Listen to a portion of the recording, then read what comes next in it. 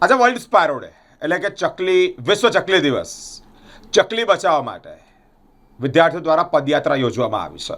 વડોદરા સ્થિત લોક વિજ્ઞાન કેન્દ્ર અને વડોદરાના અભિનવ શારદા ટ્રસ્ટ દ્વારા વિશ્વ ચકલી દિવસની ઉજવણી અંતર્ગત શાળાના વિદ્યાર્થીઓ થકી ચકલી બચાવવા માટે જાગૃતતા લાવવા માટે પદયાત્રા યોજવામાં આવી છે. માનવ વસવાટમાં ચકલીનું મહત્વ ઉપર પર્યાવરણ તજજ્ઞ ડોક્ટર જીતેન્દ્ર ગવણીનું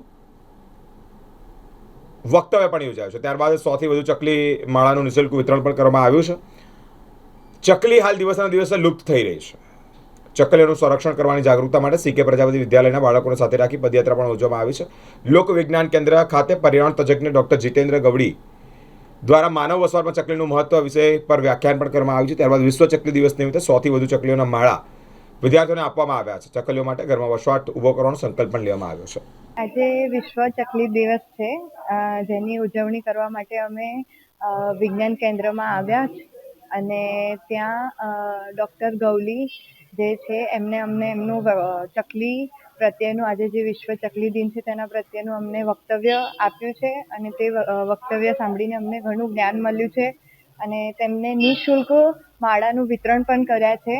જે અમે વિદ્યાર્થીઓ ઘરે જઈને તે માળા લગાવીને ચકલીઓ મૃત્યુ ઓછી પામે તેવું કરવા માટેના પ્રયત્નો કરીએ છીએ અને CH વિદ્યાલયમાંથી અમે રેલી કાઢીને અહીંયા આવ્યા છીએ અને સરે અમને ઘણું સારી રીતે વક્તવ્ય આપ્યું, જેના દ્વારા અમને ઘણું સારું જ્ઞાન મળ્યું કે પશુ પક્ષીઓને મૃત્યુ આપવું નહીં, તેને બચાવવા માટે પાણી ને અન્ન આપવું, તે જ્ઞાન તેમણે અમને આપ્યું. માર્ચ એટલે કે વિશ્વ ચકલી દિવસ. આજે આ દિવસ આપણે જે સામાન્ય રીતે જોવા મળતી ઘરોમાં બહુ જ કોમનલી જોવા મળતી ચકલી માટે આપણે ઉજવીએ છીએ. આ દિવસ કેમ ઉજવવાની જરૂર પડી? ખાસ તો એટલે કે જે આપણે ગણતરી કરીએ જો ચકલીની, તો આપણને ખબર પડી કે ચકલીની સંખ્યા બહુ જ ઓછી થઈ રહી છે. ધીરે સંખ્યા એટલી ઘટી ગઈ કે હવે જે આપણે રોજ આંગણામાં દેખાતી ચકલી હવે જોવી દુર્લભ થઈ ગઈ છે. તો આજની પેઢીમાં આ વસ્તુ માટે એમને જાગૃતિ આવે એ માટે થઈને આપણે વિશ્વ ચકલી દિવસ ઉજવીએ છીએ. આપણા ઘરોમાં હવે કબૂતરને એન્ટ્રી ના થાય એના માટે આપણે નેટ લગાવી દીધી છે. આનાથી જે દુરુપયોગ થયો છે કે જે બાલ્કની હતી, જે આપણા ઘરોમાં ફોટોગ્રાફની પાછળ ચકલીઓ માળા કરતી હતી, એ થવાનું બંધ થઈ ગયું છે.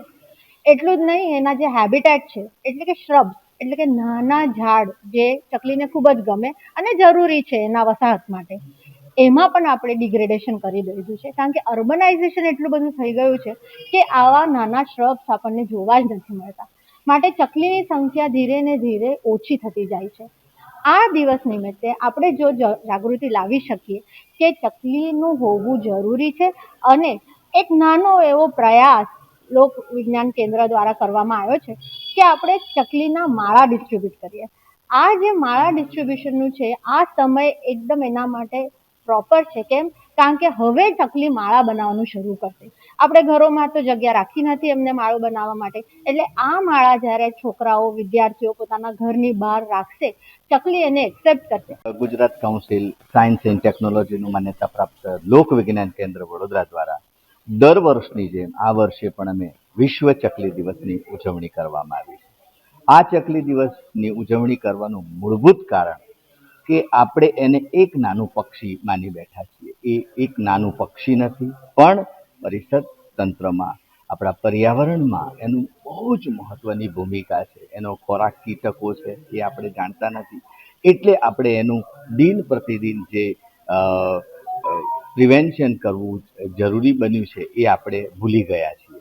તો આપણે આ પર્યાવરણ પરિસર તંત્રમાં ચકલીને બચાવવા માટે મેક્સિમમ આપણે મોબાઈલ રેડિયેશનથી એને દૂર રાખીએ, બની શકે એટલું ઘરમાં માળો બનાવી શકે એવી વ્યવસ્થા રાખીએ, એને ચણની વ્યવસ્થા રાખીએ, એને પાણીની વ્યવસ્થા રાખીએ.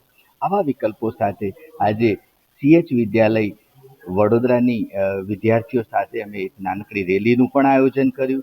સાથે સાથે ડૉક્ટર જીતેન્દ્ર ગવડી દ્વારા માનવ વસવાટમાં ચકલીનું મહત્વ વિશે અમે એક માનનીય વ્યાખ્યાનનું આયોજન પણ કરવામાં આવ્યું હતું. સૌનો ખૂબ ખૂબ આભાર. Thank you.